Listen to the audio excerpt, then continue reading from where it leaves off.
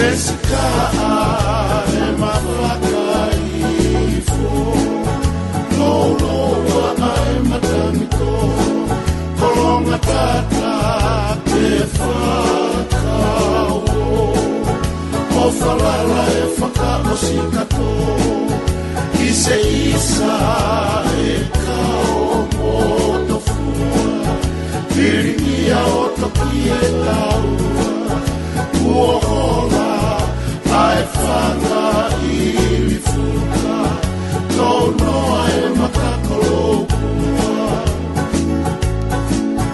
Maae ui moe fie uo Ofo ai whanga whai te pato Fine a apai ke whaka whanongo Ui ai whangu I e po Whakamafola I e waha mama o Tosi oto salu salu manako Ke taria ae anina ako Ke mei te sia kove I ono Lelea e oku o whatu Sia koka foa alo I talau Tangi ai toa tuua ki tau E koe whe o whaaki a kakau Whasi pēsi la tuku I manono E whanu maringi I wa a kolo Nenga ngatu o ala I e loto Kai tumbura ki o whai e moto Ka whainga ka ape whainga fua Ma apai tuku o kai mua Ka wheu I e futu kohuna Ke e kea e kau mapeka Kau tawale te ke tawa E koau e koe tangata Manu siu o lewa Kosi e kume akai koe wha O inu a hau moka I laha Koe ngai e whisi o e nawa Lelea e oko o whatu Sia koka foa alo I talau Kami ae toa tubu a ki tau E koe whio whaaki a kakau Whasi pēsi la tuku I manono E whangu maringi I wa a kolo Nenga ngatu o ala I e loto Kai kupula ki o whai e moto Ka whainga ka ape whainga fua A apai tuku o kai mua Lelea e oku o whatu Sia koka foa alo I talau Tangi ai toa tuua ki tau E koe whio whaaki a kakau Whasi pēsi la tuku I manono E whangu maringi I wa a kolo Nenga ngatu o ala I e loto Kai tukula ki o whai e moto Ka whainga ka ape whainga fua Ka apai tuku o kai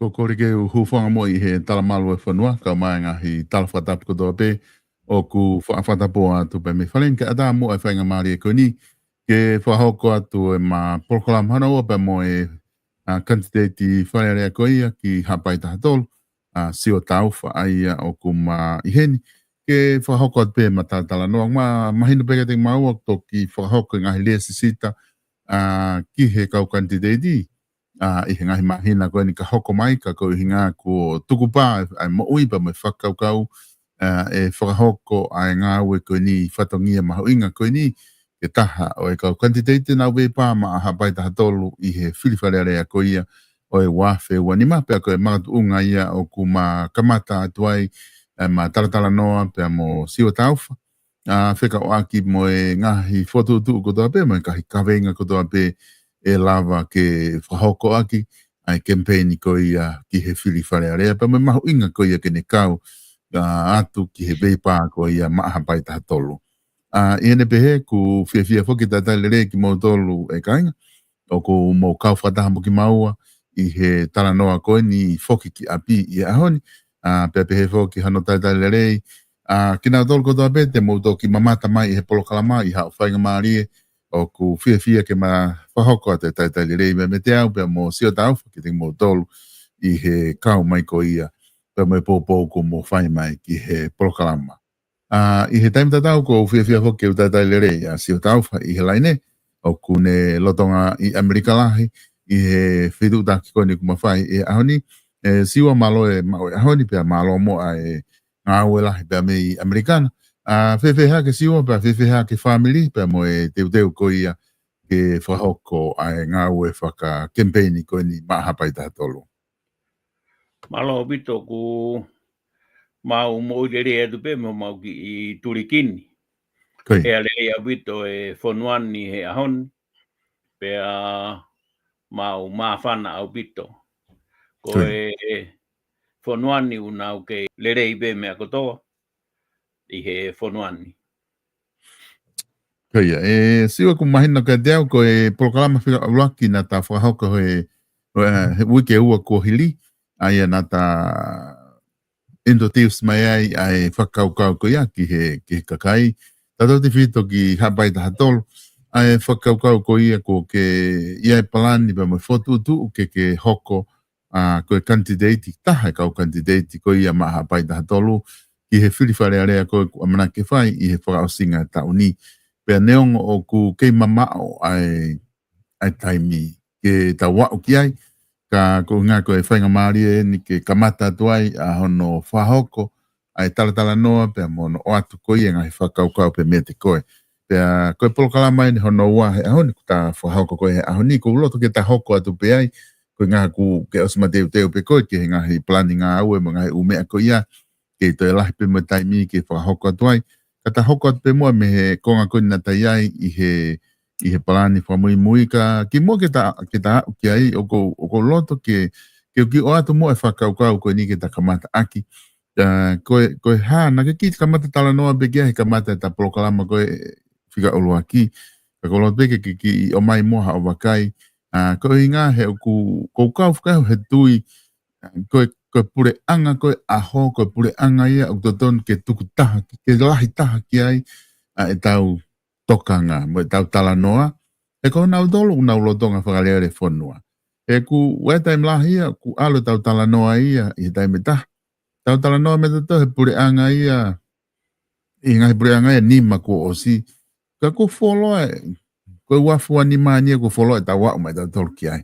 Pena ngok mahu inga pe ia ki tau tala noa ki ai, he koe ngahi ngā aue, ngahi pureanga ki mua, o whai, o ku mahu inga apito he hala whanonga ke kai hana whawhi hoana ki mua tala noa ki ai. Ka koe toton ko lahi taha ke tuku e tau toka ngā, ke kau pureanga koe me kau taki o aho, ko inga ke wakai e nau ngā aue pe o ku whewhe, nau ku, tako nau ku whatu tā makia ki kakai, ka tau hanga noa tau tolo he tala noa ki ngai tau koe.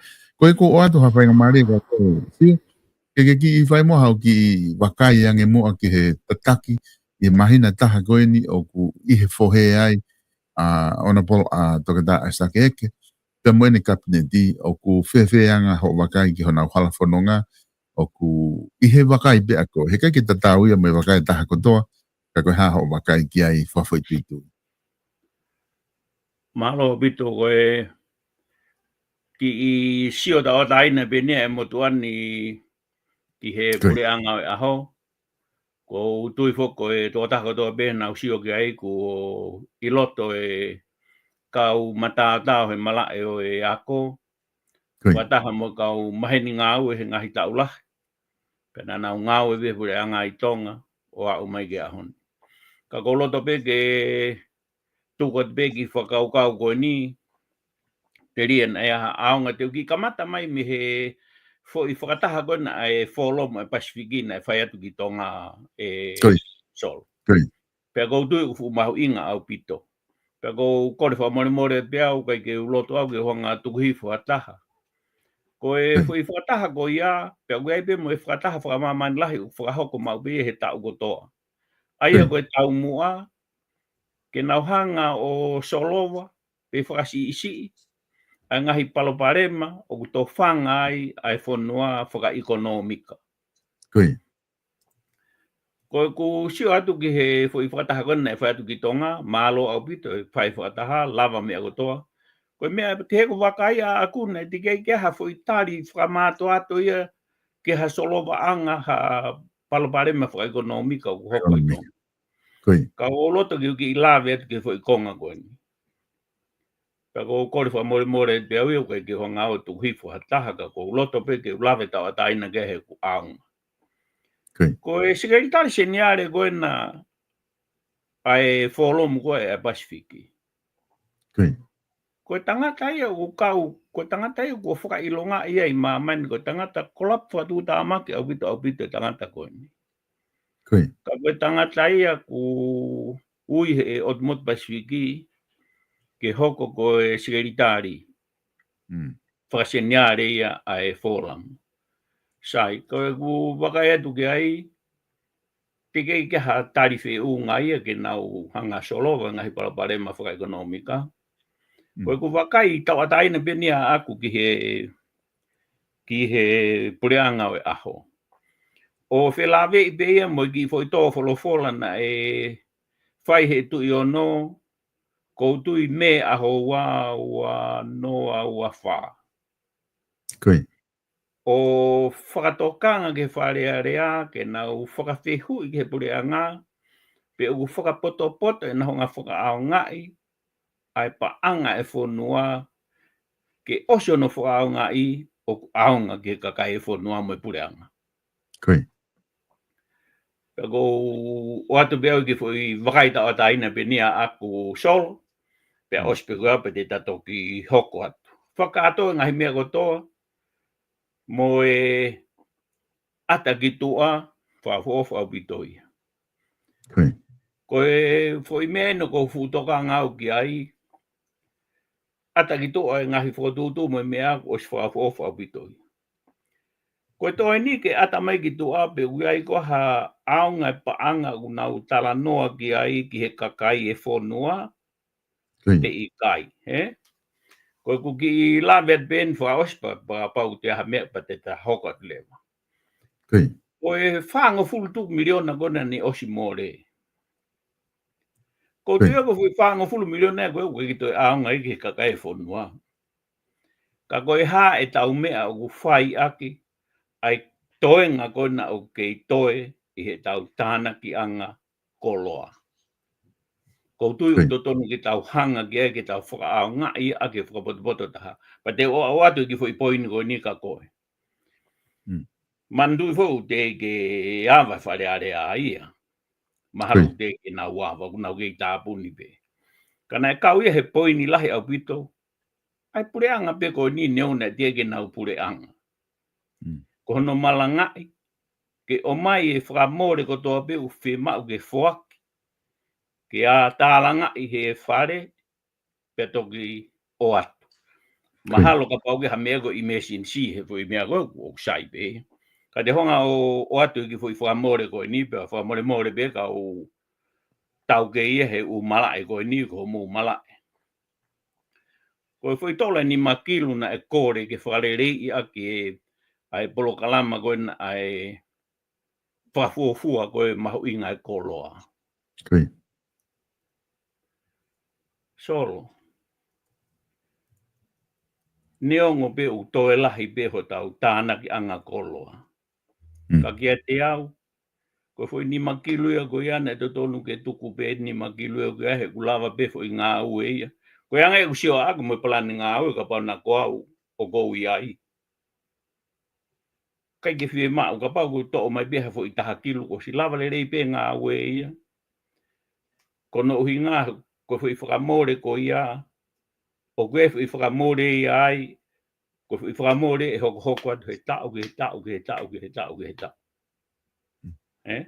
Ka koe anga pe usio atu, au ka pauna ko au, Mutaha ke lu ko fupanga lahi o pito ke fai ngā oe pe to lavang. O to le vawe anga pe ngā oe ia. I fo itaha ke lu pe. I he nima ke lu. Pa ko tata ano pe futau ko ni. O ko fia pe awe ko ngā hu gai pule anga lolotonga pa ko tau daina pe awe. Ka pa dina fi ma na to ke o ate whakakau e motuan. Ka koe whakakau kau ia ko ni ko whakakau kau ia. E o mange ngā oe pe ko whakakau kau ni ko whakamoni i pe ko loto pe au ke honga watu ka kono toi nga whakatoa. Ko whakawhita i au he ngāwe ko o si lava ko ngāwe e kau. Mati ke tika he malae oe ako. Ka koe anga pini ki wakai tawa taina pia ako. Koi. Ai aku o mahino ka te au e whakatala noa ko ku ke whai. O ku ke tala noa whoki i he press conference ko o si. Na nau whahai ko e paanga ni makilu o ku whia mau e he potonga au e koe ai lang wha ekonomika, whakalaka wha ekonomika. Aia o ku nau whia mau whoki ke whahoko ake ngā ue koe ngā koe pakangahi paloparema ku whihanga hangai motonga i he peke lawa o ta ofi ai ngahi whare koloa i siaina ma ngahi businessi. I he nau skyrocket aluki o lunga e nau ngahi price mahu inga ke lava ke whaihano hanga ue ke ai ke whakafofua ngai mahu inga ke whakapapau i he kai ke wesia ka kai whonua e nau au hiki pe nau tole nau mahu inga ki o lunga kai ke aha ilo ke ai pureanga aena nau kore paanga koe ni i he mea information koe ko tiu ke lawe ipe i information koe na amai ke whatawa ke ngahi mea lere tolu pe wha ke whakatokolahi ai timi koe te nau mafola atu me inuku alofa ke ngahi peitu o whaihono wakai i koe ngahi koloa ke whapapau o kumahu inga tatau ngahi koloa koe ke fu aloha koloa ia o nofo i he ata koe ngai ni ko o ko fia he whatara noko ke whai pe ko ke tau adaina ki he whakaukau ke o mai koe polokalama kono ta whai koe o tatau pe mga i polokalama ki he. Koe o mai e nau whakaukau, ko tonu moe hala whakaukau koe mea ia kau whanongo ke nau whanong ki ai, i he makatu unga moe uhinga lere ko o atu pe o ku uhinga ka nau tolu pe kai. Koe ko ngani ko uloto ke atu ka koe ke whaike ai hao bakai ko he aho ni e siwa. Koe kapau ko koe o ku ke whakahau koe whakamore koe ni, koe hai whaunga te ke lawai o whakasisi ai ni makilu ke takilu pe. Ko ngai hao e whakilu ai tuhau e whanua. Mahalo bit te uki i lawe atu ke ai pa ko e whoipo tāno koe nu ta whai he po ni Koe. O tui ka whoipo tāno ai o ku whukakaha au pito ia ke whanongo. Ka ko tui o ko nofo au he fo nai ko ni me a tu iono he tāpuni po koe whaawa tāpuni whaerea he wafi ua wha i me. Koe. Iono whaaonga i whakapoto pe whakamai hino i o aonga ki he kakai. Ka ko sai be ke honga tuku ia tangatona tēnā ai wakai ai motuani. Ko e foi toko hongo fulu na e kore. Ke nau ngā ue. Pea wahe i rewa mo ni makilu o whoaki ka nau tolu. Whamore more te au ke pare mea ko no mara ai paanga. O peke utala noa au heni ki he toe lahi ai paanga he tāna ki anga koloa e whonua. O ko utala noa au heni ki hono malui ke whakasi isi kai kei toe lahi pe kono i ngā kua ngahi whakatamake hoko. Pate o ate fu i poin koni. Ko e kau whakafofonga e toko hongo fulu i tonga tapu. O ku whoaki ai transparencies e tolu kilu he ta. Lolotonga e tolu kilu e hongo fulu. Aia ko tolu miliona ia. Ko tau toi hanga atueni ke tāna ki anga koloa e whonua ke wawahe mai, sai. Pea sai pe mo ia ia. Kai ke tau, te hoko tau ki he konga hono hoko. Koe me alere koe e whā. Koe foi whakamore koe ia. Koe utu. Koe maintenance.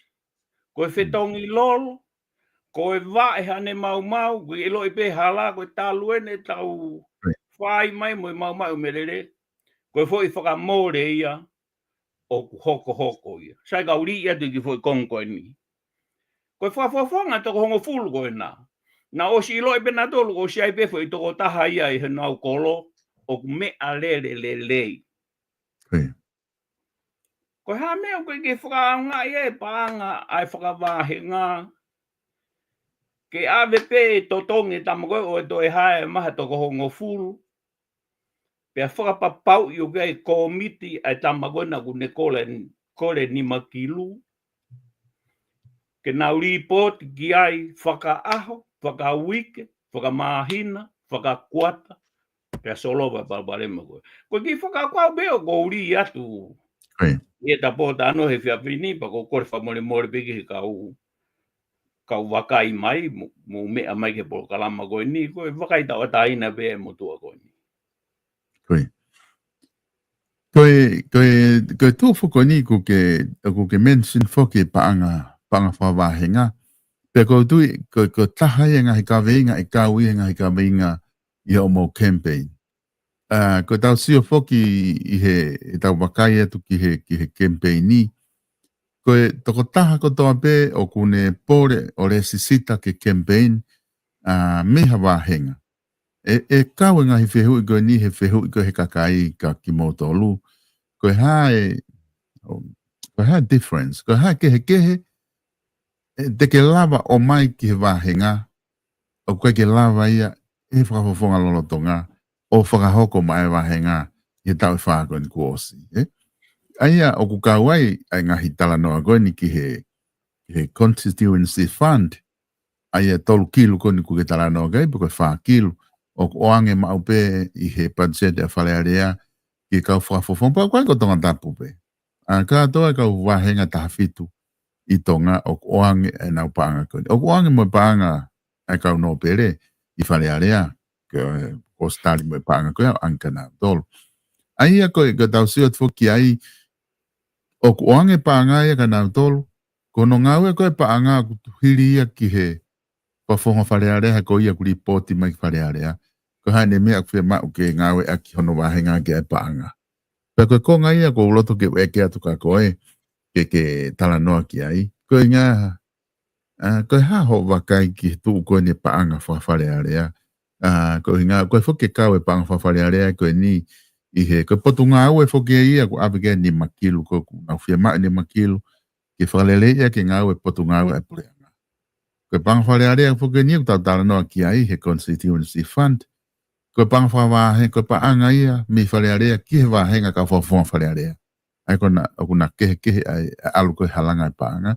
Ka koe whee ho wakai ke paanga whalearea o kuke tui o ke totonu pe ke alu i halanga tai nimi ki he whakafofonga pe kuke tui koe totonu ke alu i halanga ke he honge koe kuke tala noa kai alu ia ke pureanga pe alu ia ka whetu ke. Malo bito koe o kui ai whoke tau development bank. Koe. Kai ke upo i au i e alu e siri ni ke whakafofonga. He koe tau tala no koe na koe ke pehe koe alu whokia e paanga e koe alu e ke i wahe koe whakafofonga. Koe i wahe koe iau koe e ufare koloa. Pea koe paanga koe iau ka pau koe aike tokoni ki he wahenga. Koe tokoni e wahenga ki o te nau o atu utola i wanoa mai e CPI ki he kilo. Koe. Ai o kulotonga ia i pe koe ki foi mea ine koe pango pe solo, kai ki hongau ilo i pe koe tau whena e kamatai e paanga whakawahenga koe ni. Koe. Ka koe foi sistemi ene o kou tokanga lahi a bitoki ai. Pe au hoko ia koe foi system tau mau o tau whonua. Ko o atu pe hapai atu pe o mai. O kai ke toe la vai ke pehe ke aha aho ku te whakau. Ko pehe mai koe o mai e pa te talatu kita. Whai a gia mea koe. He ku osi lava re rei pe. Ko mea ko loto ki talanoa to ai rewa ko no inga ko tui pe. O kau ia he fo i whehu i e tolu kilu ko teu maha bai taha tolu ki o mai ka te au. Ko e ose tau e whaa e kulere. Ko osi nofo fo isino isirinia ko ia i he ngahi community kehe. He koe community ko toa pe o kuia e nau paanga. Ta ko loto pe ke u talatu ki fo i community. Aia ko kauwai ha ano. Aia o kuia ia ha ano ko whakakai mui toa puko tala.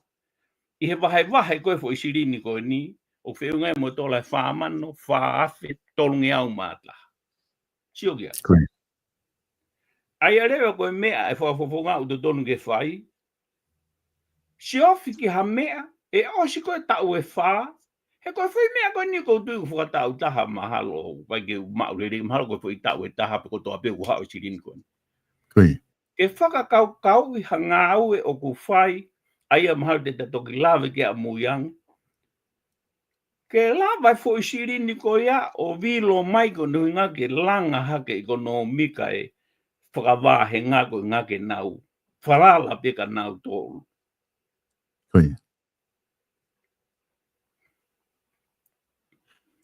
Aia foki ko uhinga foki e siwa e ta whatala noa. Ko foi tabu he ko tolu kilo. O ku kapau ko foi maho inga ko tolu kilo. Hange ko ni. Oku atu mau pe fai tolu kilo i he tau. Tolu kilo he tau ni. Ai ko nea ugogo ki osko tau e wha. Ai aku tonu lewa ki wahenga e ko aku mau ina foi. E ngā ko patse ti foki uku whakatau. Paku alat mau pe fai paanga i alu ke ngai wahenga. Paka ne osu pe koe ai foi tau e wha ku lahi apito ai paanga ko wa o atu ko ki ai. Oku ke pehe koe whaunga lelei ke tau pehe o ante whi tolu kilu ia a hapai taha tolu. Hanga e mo tolu ia o fotu e ngahi ngā ue o toi lahi paanga ia ku mauai he wahenga. Pa te au ke tau hoki he tau hoko te alatu whi tolu kilu toi tokoni pe. Aia ko whakaukau ka pau e whakalere pehe i. E au ke taimi ku kai ke te whia mau he wahenga ia ko ia e paanga ko ia me whanua e hao rewa paanga i ko alatu ia ko sfulahe nau paanga na tolu ia. Ke whaia koe ngā ue, whakatopa anga koku. O ke uhinga he ta whaaki koe ia? Koe ia. Koe uhinga ia koe, o ko whakatala noa tu ke ai he ko tui. Mana tui koe, alatu koe e whakafofonga mo fu i paanga koe ia. O koe ai e fo i tuku pā ku te whai ki he kakai, koe fo i ngā ue ke whai. Koe. Ko tanu hala ia mo umea ko ia mo filita mo mea ko umea ia ulava pe ia o fai te albekita kore ke pure anga ke nau fai ngai mea ko ia ka tonu ke te hanga whakau i he langa whaka ekonomika ke aonga o ke pehe ka pau e o mai e sirini ko ia pe au ngā ue i pe osi ko ia o kuia i ha sirini sai ka honga tuko to reo foi kongoni. He koe foi tau mua ia ko alo atu mo ia. Koe. Ka pau e au ki ha taimi ko le rei au pito ai mea koe ni. Pea ia whakahu he laiseni ki foi community ko toa pe. Pea moe matu koe foi koe kolo ai nia ai community. Koe. Pea whai lewa ha kore ke pure anga ke hoko mua e whangi community koe ni. Koe pisinisi whakapure anga ai community. Koe. Pea koe taimi ko ku whakahu ai kia sirini ko ia. Pea kore rewa ke kau atu mo ai community ko ni. Tatau e pepe na ngai whakapure anga, peta ngai whakapure anga. Ka koe paanga ko ni. Ko ne au pe matu o tua au pito. Ku lava mau ha inasi me he ngau e o whai he community ki he kahau. Koe. O ku mari pito ai whakaukau ka ko hinga foki ko te tatoki alu ke u tamu anga we me ngahi me ko ia pe ko te mahino ki he kakai fonua ta afe mai pe foki ngahi whakaukau ko ni ko ngahi na tala noa i he i ho bakai ke pure anga ko ni lo tonga o ta kamata ai ba ke ki tala noa foki o mention ai pa anga fa henga pa ta ki afe mai ni o alu ki ai ko nga ka ko tu go se ai pe ho palani mo foto tu ki ngahi paanga whawahenga i he ne tū ko he tai nimi ko whakau weni ko ki hanga o mai ko lelei pe ai direction ko ngā we ai pare mia ka koe konga ni ko ke sio ki ai to tonu ki whamalohi e ta whaaki koe ni ke ngā ke whapapau i pe ke mōnia bito siwa he tō wholofola koe pou no nane o mai whakau koe ke kau whafofonga wharearea e whapapau i o mau sivi e paanga tuku hau mo feitu o alu ki ai. E ko taha ia o mea ngune totonu ki ne tataki ngā we ke oa pe tala mai ko fiha ngā we a ki ka whapapau i o ku hange ko whaha mai o ku aonga pe a ilo feitu o ku ngā we aki ki he paanga ko ia. Ko ta whoki mai ni ki he o ku te ai ha o tānaki mai ki tuku ko ngā we e preanga ko ni fe he te whaaka ka langa whanua, ta whaaka ekonomika, i he upolisi koni ku ke wakai kia hinga hi press conference, o ku ke whakaukau kia he ta whaaka ekonomika, ku whiunga pe ke tau ngā ngau e tau ki whi mahina. Hiwa hongfu tahataha koni, pa whai whiliwhare area i he pureanga koni. Koe whotutu e pureanga koni, solo koe ke u whehu ia ia e au. Kono i ngā koe whi mahina ne taha. Ko na osi tā mai pe na tolu e mea na e tō wholofola kia ni awhio. Pe au ko lava pehe e kau ngāu e koe ni ke na hanga o whakapapau i mai o ku ilo i he kakai e mea ko toa pe. Koe ki mea pe tahai o ku totonu ke taimi ko u ke tonga i pe na whakawhi i mai ko ke aroang ke press conference. Ko no hinga ko ngahi whehu i ko ke whai, ko e tō atu, Pia kwa ko tui ko e pureanga ko ni he kusio ke he nau. Ko ange au e kureti lerei apitu he pureanga ko ni ko mahina pe ni taha e ni so. Pia ko kau tangata tau ke ko whapa apa apitu au ka nau. Toka ko anga pe ni uksio tau ataina pe aku ka pau ko au.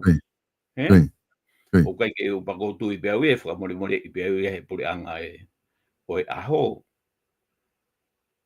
Koi. Siwa kuai kuai fuke isiu kuna o mai i he tawhaaki koini o e wholau wakapuna. Ai e foki ku tui ku ke mea i pe koe mea ku hoko ki ai, ku whamalolo i CEO, whahuma i CEO whataimi, whamalolo a postei, whahuma i a te pita palu, ko ngahi lau miliona ku nau whalau mai wa o ia ki he whanoa miliona.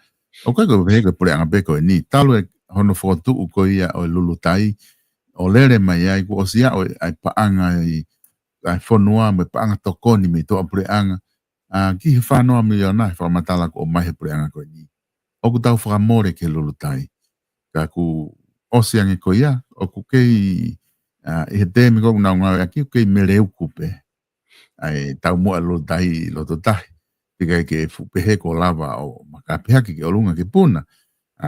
Tu whea ka nau tolu o guai pe mo uhinga. Ka pauna kai ke mau exitene fua puna koe mo. Hoko whanki mau wha teknikare. Ko tuina lava peo tāna ki pe koe ni. E paanga ke tokoni ke wapuna. O koe ha ho o wakai ki ai.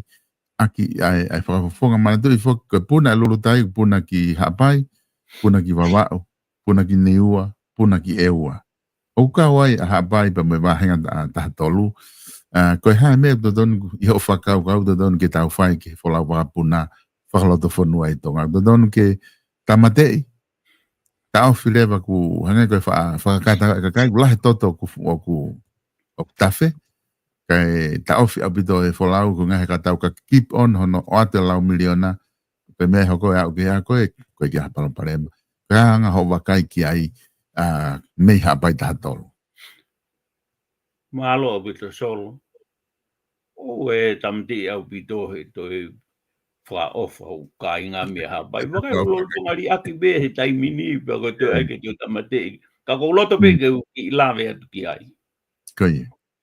ko ta we ne tolu no talanga i ai palopare ma go ni ai fenga ta ia go ne va puna pe ko me na o haki ai pe te o atu pe a ko no inga he nei ai fo i ma pe na e li i mai he to folo fola e tamatui tukuangi ai parele bisinisi ke sekta whakafoi tui.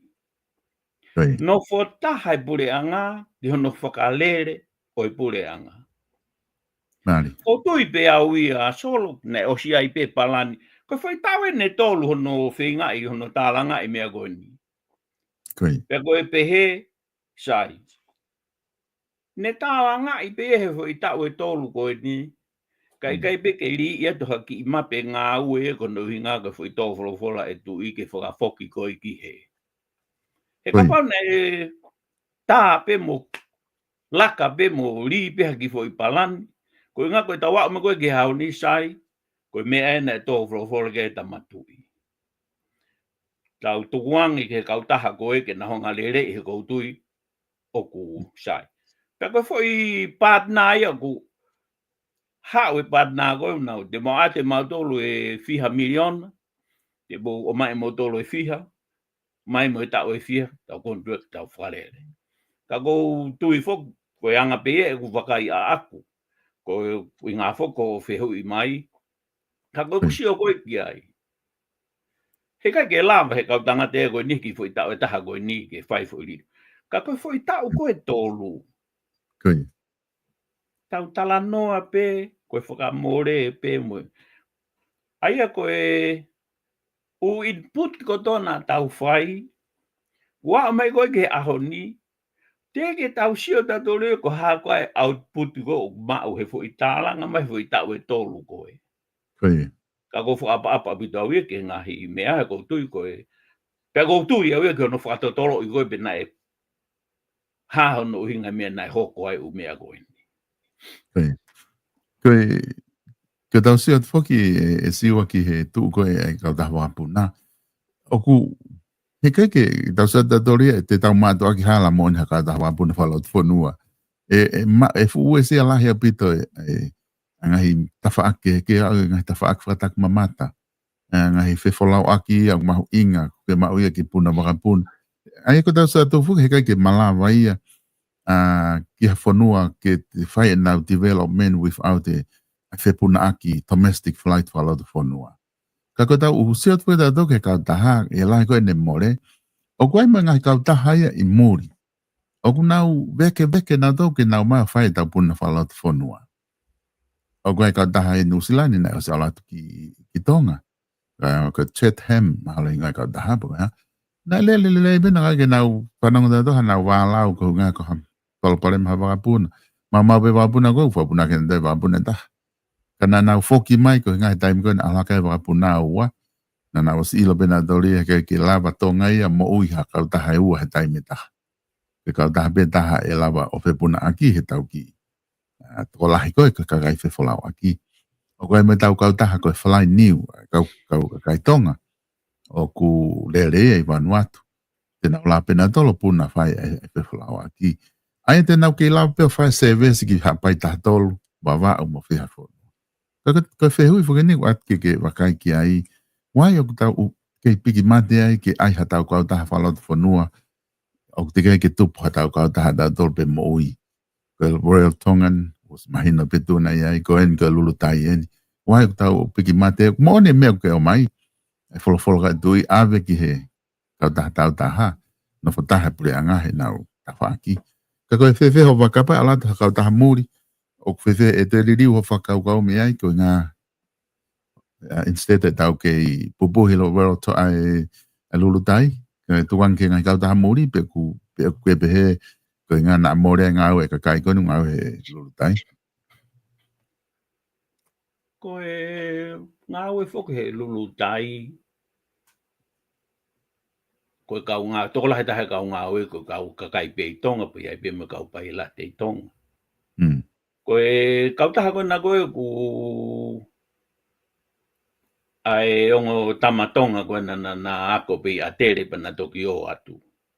Koe, flani. Io. Ko ka parte ke pa ko tu ilo i pe pure anga e aho. Koe. Ka parte lau he ongo whekau aki mo e fo i mea koe ni ku whai koe he masi i ke motu koe na nai alu ki ai. Ko fo i whakalaka lahi a pito. Koe. O ku lava pe a solo ke talangi ki he kautaha ko ku hau. Ko tau area pau en. He pe ko taime ko tapu ni ai ngau angai amerikani ka nau haia pe ko e o pau be ke nau ke tau hi pe ka kai ko nau ke ngau e ko fo i area pau ia mo kautaha ko na nau foka tau. Koe. Ko tu e lama pe fai fe ngau e aki pe he. Ka ko siwa tu ko ke fu tu ko na foka more ko tu fo na finga fo ke lere pe atonga ke tana ki pe. Kia te au e usio tawa taina ku kapai to foka foke me pe me ngo tamatonga ke nao mai o lere. Ka tau finga ke tau langa ke tau wongo o ku osi ia e se nit lere ke tau la fagalere. E kono whakalotu whanua whoku mōni ho mea na ke mea mai ki ai.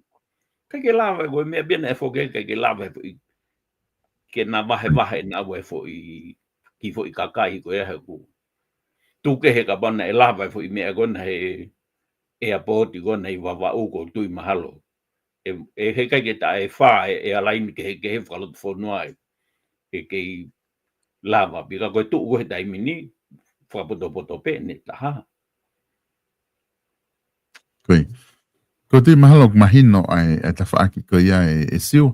Koe te tala noa whaketaua ke lulutai mai mea koe u current event ia koko i tonga. Ko ngahi mea ia kwhai ke press conference ngahi mea koe nulo tonga hau koko i tonga.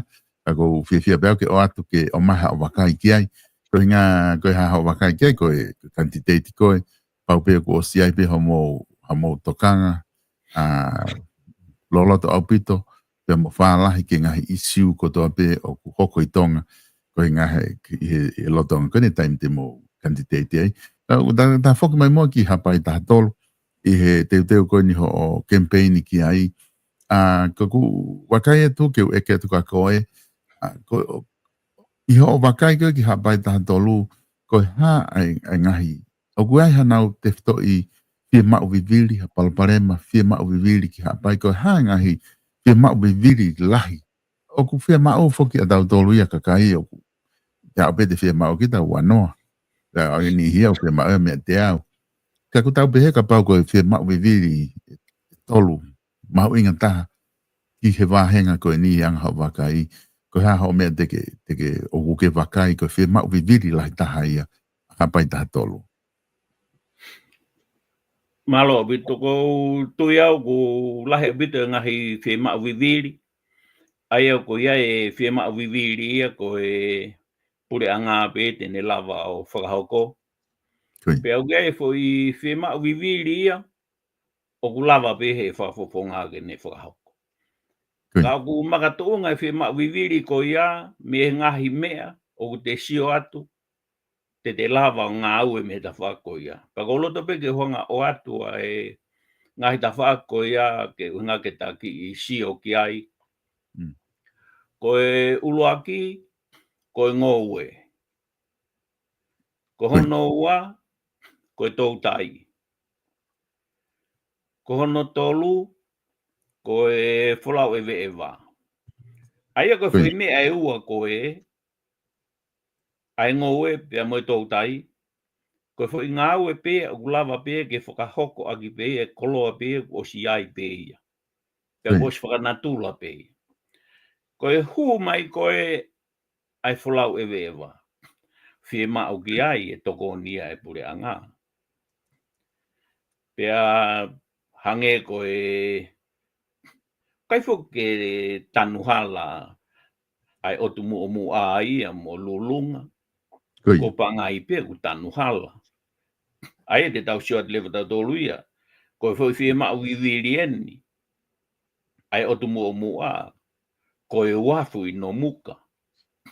Ai ko foi konga ko ia ko pure anga ia una foka kato mea ko ia. Tanu pe hala tonga pe tanu atu mo wawa pe tanu atu mo pangai. Ko e wafu ko konga ia e tanu hala mo mea pure anga. Ai be mo ki foka ka ko ngahi ka ko loto ke vlave atu ke foi konga ko ne ua ko na hunga tu atu. Ai ko foi te e solo vai foi fi ma viviri ai. Ka ko loto ke ta tala noa ki ai. Ko loto ke ki kamata atu ko no ngahe ko tui. Ke tahanga taki mai ta kau mui ke ta ofi mai. Ke motuani ko e uho pe mo elito e ku o e faunga e ku plani whakalakalaka whaka ekonomika o ku whaka te whito ia I he plan whakalakalaka whaka ekonomika whakalangi. Pea koe palani pe ko ia taha tēn lava ke solova pe whakasi. Hangahi palopare ma whikau aki mo langa whakalakalaka I he ngahi motu pe koe ngahi kolo whakaluku fua I tonga. Pea ko tuite ki I talano atu ai.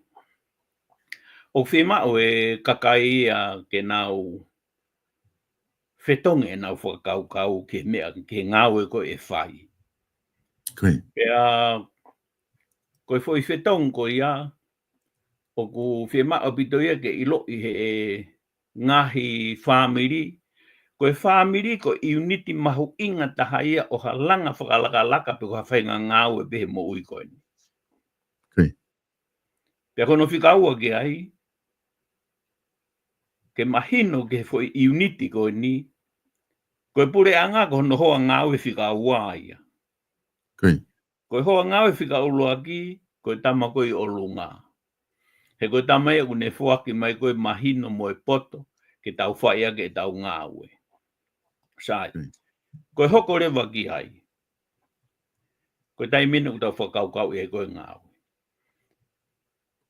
Ka pae mahino ki hapai taha tolu, pea mo e kolo kotoa I tonga. Koe whoirea koe sino I paanga. Pe koe kepitolo he rea whaka Britania. Koe whoi kai haa rea ia e kau papalangi me he rea whaka Latina, koe whoi rea ia koe Capitas. Ko no hinga ona ia, koe knowledge in the head. O mahu inga bio, kai hane tā no mea nea ko hapaanga, I kai. O kwhie mau e poto e mo iloho to he atamai o ki tau tolu, o ki mau tolu ko ni me hapai tā tolu, mo ngahi kolo kotoa. Ke liriu I ka tau lava whai ngāwe. Sai koe ka matani ke tau whai ai ngāwe. I he ngōwe, pia mo e tohu tai. Koe te lava o ngāwe e o whai mea koe ni e ua I tonga, o ne lava solo vai whai parapare ma koe ni. Ulua, o ku tuu mau e mau anga mea toko ni. Ka pau e kai kia mea toko ni koe mate ia. Ka kono whenga I koe ke pusi aki mo whenga I tawhaaki ngōwe ke toe matalanga mo ngāwe I lerei o ku mau ai mea tokoni o ku mau ai paanga pea o ku solo vai fu I mea koe ni o ku mo I lerei ai tangata. He kulaheange ai maha ki koe kai koe ke mau ha mea ke whai aki ke te mo ui ai, mo to ia hangahi ngāwe ke sai. Aia koe solo waanga ia I he ngōwe pia mo e tautai. Pea o ia e whai ngā ngōwe ia. Te tau tā I piko he ahoni, koe ne osi ia. Pea kou wakai atu ki aina e langi mamao a pito ai tui tolu pea mo e tui wha. Na hanga nau a whakarere a ngahi ngōwe o ku te tō i pe te utu pe ngai taula. O kai ke toi whetong. Ko ngahi me ai o ku me apango pe ko kapau te utala ko tānoa ko e tānoa ko ni ko o interview au he otu mua pe ko lulunga pe ko pangai pe ko tonga I ha kolo pe I tonga. Koi. Te utalatu katoa pe e au he taimin. Ka ko utalatu pe au e ngahi ngawe ko utotonu ke whai. Koi. Pe au ku kapau te tāwhi ki he ngoue. Sai. Ko e whahinga ta alu he ta whakoini ke whamon manu tape mokna tolo mea mai. Kapau te ta alu ke whamon manu. Kapau te ta pe sai. O ku kaimoa lahe a pita tonga. Ko e whawhanga koe moa koe ke mau kakano I moa. O ku wike pe e ono pe tamtei. Ka kono tamtei pe koe tahawhe. E toi o mai e ki I moa o toi kamukamata hake. Ke wike ono pe toki tamatei. Sai. E ke heia mo taimi ko ko e fua I moa. Ko ni kamata pe ke whakato he osi e mahina e nimpo mahina e ono. Ko ne lelelere ai pe o se te tau no se tau. Ko ngahi tawhaki pe heu tonu ke whai ke e sio whalerei I pe mo alu. Whalerei I pe mo alu. Ka ko ngahi mea kato ko ia e solo. Koi. Ko mea ko lama whai. Ko mea ko loto ke walato whakai ai ki nau tolu. Ke nau whai. Maria Pito ai whatara noa stiwa. Ko manatu ki he Wi-Fi kau whaivangiri o nama. Te tau laki mea pia ni whai matara noa pia whakakata mai whai kau da mai. Ko e oktotonu ke whakatomala. Whakatomala he a da mai whai kau. Ko e whakatomala koni ko uhingat ki ai. Ko no te whito koe whirea whakatomala ko change your mind. Kia kuinga ko uhinga ko ke tala mai foki. Ko taha ia ho palani ke change your mind. Ke tongi tau whakakau. Mihe mea na tawanga maheni ki ai. I he ngoue, I he tautai. Ka koni hanga koni ko ke au mai. Instead e tawanga o poseaki I whanga moa pe tamate I pe o sipe ka te mai o poseaki I fo'o. Ke tau lawa o hoko atu e whatupaanga. E tau ngawe ake fo ai moa. Ai o tamate ka mai ki moa ko ia o ai fo ai moa o whatau. Nga ka koe maho inga ke ai whakau ko ia. Change your mind but alot fokia fe na pas mo fa matala ko ke pitolo ke uhinga ko ke pitolo ka ko tu ko ni fe ai ingowe ka pau change your mind ka kai me he fonga nga maheni nga aki ki he fonga ko ke alot mo ia ke fai a ke fratu paanga mo tokon ke kai family me ko ia fe ai ta fa aki ko ni fra marketi ki tu apure anga oku iai ha oku kawe pa marketi I he palani ko ke whai te hawhetu e lawa au whakatau ke na ungowe te lahe ngai pa anga mo e nau tau tai me mea pe oku ke whakaukau I pe ke ulaki whenga I ngai family ke nau mo I lele nau tau kai tuk whakaukau I mai ai wha marketi a whikaua. Ko e uhinga e na u tuku e ato ane nai o kuhangeha mo ui lo tolu, Lere whakataha pe mea toko ni, alu whakataha I pe mo marketi, alu whakataha I pe mo o e sirini, ka koloto ke tuku atu e whakau ko ni. Ko whakau pe ne taha te tuku atu ko ni. Ko e uhinga e mea ko pehe ai, ko e family, mo community, po ko puri anga whakakolo, ko unity mahu inga tahaia o halanga whakalakalaka, o hawhahinga whanua pe I mamani ka tau te whito ki tonga.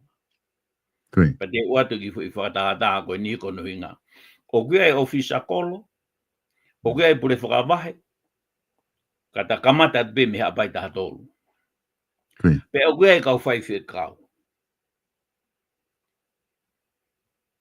Ko whai komiti ene community. Ai whai whikau se stonga, whai whikau e siriana, whai whikau aho whitu, whai whikau piso pe mamonga mo Tauhi katolika katoa. Taulaki market peitonga. Sai come ko konferenisi tabe konferenisi Wesiliana, konferenisi sestonga hoiki, konferenisi. Sai. Kau fai kau, o me ente talang kau fai kau. Kau fai kau. Mo fetu taki homo palestini. Ko homo kai ngalo tuen nau to ufi. Pea o tau here fingota, pea na o fangota. Nau tala mai pe koe fiha ku nau fie mao he kato ufi e fiha koe po itoka noa e fiha koe mataika e fiha. Pe alu whaka siasi pe mo whaka community ke siasi tonga Wesiliana. Solo ke pe e ta e lava. E lava e pou ke Palestini he kono inga koe u whaunga tānak paanga o kulanga ake whanua mo community mo siasi. Pe te hoka te kasi. Pe hange koe ni. Koe ne lava le rei koe fu I whakatupu koloa koe ia. Koe fu I konga mahu inga au pito eni ke tatala noa ke ai. Whau he ngahi community e nau polokalama. Ne osi tonga au he konferensi koe ni he tau ko osi. Nai au e fu ufi kaho tolungi au ke fu ufi e taha. Koe whau koe he community mo e whai whekau. O ku huai e o wha solo he koe ave biko nau kai ngā lotu. Mahalo e foi ufia mahalo e nima ke tola tolungi au. Kake manatui ko kato ufia e hongo fulu ai toko taha. Mo e tamago whango taku kato I kai fiha. O whai ai foi whetongo e sai. I murini. Totonu ke naho ngā whau hana o community he kono ngā koe step hono wai. Ke langa whalagalaka. Ko inga te alato talange mo to e mani o ke tuva. Kai o ai ke whakatau to lai whanoa pe sipia alba au e koi au me koin ke kakaitonga koi I murini. Ko to lai waru noa pe to lai te au e tanga I e taha. Mo pe o whakapoto. O ko hinga ue ke tau. Ka pau ku te tō ko te whamaketi mai ki murini tau pe koe urak tau koe tanga I e te au.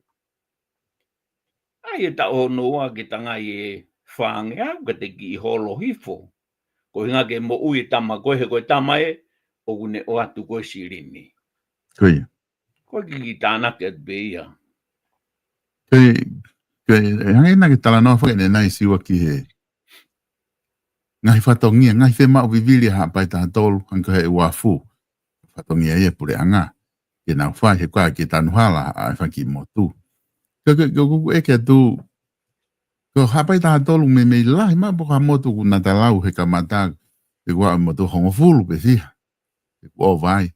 Whanki motu o koe wāhenga ia hapai taha tolu. Ka pau ka tolu kilu koe pa anga whahenga o atu. I whainga palani koe ni ku ke whai. E lava e paanga koe ni o whakotuu he ki motu kotoa pe a moa pe ka whama puaka. E ko tau sei tonga he siwa tai nim. I kau sea ina e nau whai mea kono whama e puaka mo e whamoa. O tau toa atu pe tau tolu ia o tok whakatau maa kai mihe mea koe ka hiri koe na tau lava pe tau tolu tau he whangi e monu manu ko ia whantapu o tau maa mea to koni mea i e tau tupu. Ka kapau koe paanga koe ia he tau kotoa ko tu o ku ke pehe o ku kau e whakau koe ia whakau pe ku pe koe paanga koe ia ko sei pe mea ia ko alu e ki ai koe ki te tari ia he wahenga ke te whai ake whanki ko tu whama puaka mo whama moa. Koe hinga whokea ku alotu ai whakafofonga. Ka pauna e whiri he whakafofonga ko tau whiri whakawhamiri. E alatu me whakafofonga toko ni pe he whamiri. Mo whiri whakapoto koe mena tō wholofola ke ni awhio sai. Takamata pe he whakamoa. O lava le. Ko whanga moa wike ono pe ko tamate. Uluaki. Ma ho mea tokon. Toi ma wai ho se niti. Toi ma wai pe mo ki se niti a community. Koi. Sai. He kai ke tau da tolo whama pulu i haapai. Ko no ngā kusi isi e kere. Tawai he puaka pa koe pulu ia koe tau ia fiha pa toku whakamake. Tawai pe he puaka u mahina tolu i ke tolu aho tolu pea. Ia e whaanganga ku te kamata ke te whakapaanga ai. Ka ulava le rei. Pe ulava pe o toko ni i pe i he sirini. Ko ia baka i kai e lava pe. Koe ngāwe koe aku pau pe ke lava he koe. Koe koloa e koe aku o si ai pe ia. Koe toe pe ke tau ririu. Koe ngāwe ke tau whai. Kai ke ririu e whaunga ia koe nau whai he nau ngōwe. Koe whaunga whaangota. Kai alue o au ke tuunga. E ririu rewa whaunga whaangota ia. Koe pā ia koe ke toi aha mea e toi fuloko mau mea e mahalo koe whangi iu. E siwa koe ngā koe ta prokalama hoko, ko ilo pe koe o se ta prokalama koe ni te ke wholau kutonga, koe whoki mai koe aga ta prokalama hoko, te ta kamata pe te ta hangarewa tukuangi kamata reke ta tukuangi nofo ki he ngahi planning au e ko ke whakaukau ki whahoko mo hafua ngahi mea koe ia o toi whalolotoangi he ngahi mea koe ni kulawa ki ta taranoa konga holo ki ai. Kai tuku mo ke o ato ai whihu i koe ni ke whaose ke ta proklama koe aho ni, koe whihu koe ni ko mai meritoa, ai whihu koe ni ko ngā holo i ato he screen. Kore ange ke whafofonga pe lava ke whotu hamisini hapai, tene lava ke liliu e mani o ke me ngahi ngowe ke he, ke ngahi aki pe ha tau mahoa a tau tolo. Ange ko fisi, nau ngahi pe nau product, koe whotu whakaukau atu pe, ki he ne talanoa koe ki he ngowe. Aia kune, o te o mai lewa me ko ngā whaosi koe ne whehu iu ne tala mai, ki katako eke atu mua ka siwa, whewhe tō kawa i hapai, e lava ke kau atu mo ia, e planning aue ki hapai, pe kui kai sai e kawa ia i hapai. Ai koe ki whehu ia ku atu pe te ke lape o talanoa pe loa pe ai, i e whehu ko ia, ki ta whaosea ki ta proklama au ni siwa. Solo ko e whehui ko whapapa e apito e au e whehui. Toi. Pea ko tui ko e whehui mahu i ngai ni ki ta whakaukau ki ai. Toi. Ka pate tau whakaukau ki he ai ki ai e maho a. Ko e o ko tui ko e tangata une whehui ko ni ko tangata lau ko ngā upito. He ku alaka he taimini ko tui ku toe si i pe. Pea whakamoni e mamani katoa, koe mahoa me mani o ke, tene hanga e ai au kontrolo e marketi he kahau. Ka kouloto au ia ke ulawe e tua uia he konga, te hei ta whake taha. Ko no hinga ka pate tau pihe ke aiha umi sini. Koe. Pe koe e kai whiha ki he tangai mahoa a mani o ke, Kai lava e hapai, e pamoe me ai mahalo e kai ke maha me ke kai e kakai hapai. Ka koe whakakua koe na tuku mahi tangata ko nako ilo pio koe tangata lautohi apito. Pai te watu e ki fwoi whaka. O koe whakafua koe he ua noa tolu noa. O kulaka hake maaketi koe Amerikani pe. Ai manio ke koe whi maa koe Amerikani. I he tola tea ua noa piliona. O toe lahi angi. Tau lele ai kono hinga, ko tau mea pe whai kono whohi pe, o mai. Ka koe whi whotu kona o mai kona tamasi, nau tu poke peo i hapai na e ngahi mahoa a pe ku hoku anti o kui ai. Ka mōsia, ko ngahi mahoa e koe pe tau whia tau tūri ai, kono ngā koe maha a whukia koe au natural, o whakanatura. Ka tau pēta tolo o kou, ka mōni pe e whehui a solo. Ko konga noa ko e hae pe konga noa ko loto ki ulawe ki ai. Tōkawa. O kuia e kamalahi a pito e ka hoa pai i tōfua. Koi. Pea koe kawāia o kusai a pito mo kawāia ke whakairi i hapai. I hapai. Ka koe kawāwhuku kamata behe tau e nima whai ai. Ko loto ke whakamamafa hapai ke whanki i ngoue. O ku mahi nai ono pe ku whakapaanga. Kamata behe mahi nai tolu mahi nai ono. Ku kamata na whakapaanga. Pea koe rewa whahinga ngoue utotoni ke oatuia ki tonga. Koe te whoi tōto o ta hape. Pea tuku ai pe ai o lelelere ai pe o alo ai pe ke ne. Ka kou whakamaloa te ke tō tahona ne o mai whihui. Ke ne hanga tuku i mai ke ta lawe tu ki ai. Mō ne au pito pa koe tōko i ke he ngahi mahoa. Mahalo he kai ke whiunga manio ke kato e koe tonga ke ngahi aga mahoa. Siwa koe ko hangai ka lau koe mea ia kumari au pito he hangi tau tala noa ke mahoa. Tau tama manio ke pa tau hanga ai vai pa whakatoka mao to tokai manio ke hoko koe mahoa ke ngahi ki tau mea kai e tau tupa i tonga pa tau whihi a whaki tau tolu ai. Ko i fo ia tau mahoa e pālangi. Pea ko taimu umai tori mai koe ai avoka mai mea ke wari a ki tau maa ki tau kai. Ko tau whihi a matato au tau whemai tau me i pata. Pea taimu tau hiki mai koe o no whamuri. Ko ke toi hawe e hala mo avoka mamafa he tau kumi takai holo ko fie ka foi avoka po ko ke be asia ka to kai manio ka tau o mai o na to holo ake painga mea kai tau ai tau to hanga tau to gi fo ia to he tau mea kai tu fo no na tau to mo ia tau to mai ki muri be hanga tau to no fo ia ka hanga fo ka ta no ke fai ko taimi ke tau whakau kau ke mahu inga it's about time ke change so tau mai he e tau kai mga hi mea tau fai e koe mea whakaata mai pe. Siwa ka ke whamapopo mai mua siwa ta programa. Ata toki hoko atu he taimi te ke whoki mai me tonga.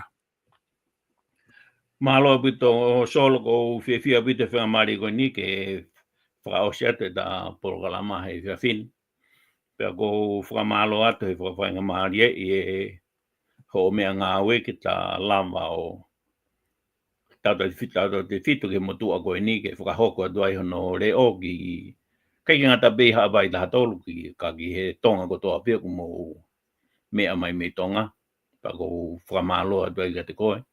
Whakamalo atu ka te kina tolu ko toa pia kuna mea mai he prokalama koe ni he whiawhi koe ni whakatawange pēna kai ke u lawe iha mea ke loto mamahi mea taha ke te au koe wakai tawa ta aina bea e motuani pe ka pauna ea mea na ulawi ke u kehe me he anga ho whakaukau o ko o ato hakore whakamore ke te koe me he takaere hoku loto koe wakai bea e motuani e koe wakai tawa ta aina ka ko ulere at solo he tōna koe ni ki tonga pe ko tui te u whenga ke u wau ki haapai kai te u whenga tuke he beka pau ku toha matangi piha ka pau ke wau ki apai pe au foki ma whenga ke whai hui whakataha i tonga tap pe au foki mai rewa pa te toki foki atu e wiki whakaosi o me i laini ko ia pa te toki au lewa nof ki hapai ka ko whakamalo atu ka te koe ko loto pe ke talatu ko ofka te kina tolu pe ku na upo mai ka te au tau te whitu ke he tangata pe ko toto me matuku ma whetokoni aki e pōpō mai ka te au he whaloto lahi te ke u palo atu pe ko loto pe ke u whamalo atu ka te kina tolu ko toa pe ku na tokoni mai ka te au o ko loto lahi au pito solo pe ko whaha tu pe ko kāinga ki hapai taha tolu pe mo kāinga i tonga o kai ko ala to ke ko ni ko ala to tama te fika ko ala to ko ni ko pore be ap tawa taina pa ko famalo be ko family ta te fito ko hoa ene lo to lahi ke o ala to o vei pa mo ka tangata una o loto ke mau fafofonga ia hapa i ta tolu pe go loto lahi be ke o aluat pe ko loto lahi be ke o alo lere he feitu o koe o kuia ha tangata i fonua pe tangata i community i hono kolo ko lota o daina be ke o ala to fo matala e tau mua pea tuku peka te nau tō ke nau whiri.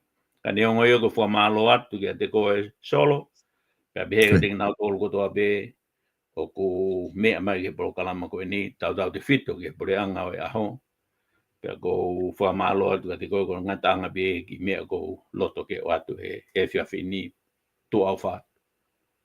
Whamalo atu e siu, koe lava koe ta polokalama whoki ki api, ono ua ko ta whahoko atu pe me he polokalamani, pe mo e talamanu atu i he te wholau koe ki tonga, tato ki hoko ate polokalama, i taimi te ke whoki me mi tonga whamalo atu ke tiki mautolu e ki mautolu, o ko mo i lotoni ku tau kau whataha i he polokalama koe ni hange na ma whahoko atu pe mo siu he kamata anga, koe whainga maari e ni ke o atu ai, ayanga e wakai a siwa ki hawhahinga i siu pe ko hoko i tonga, pe ko yanga e ne campaign wharearea, e whamau i siu ko ia, ki e ne totonu mo e ne saika koe, koe mea tau tainai a koe ke wakai ki ai. Ka ku maa ofat pa mo siwa ka te mautolu, tau ngatahe, tau tō ki whelongo aki i he polokalama ka hoko mai. Malo apito. Malo apito.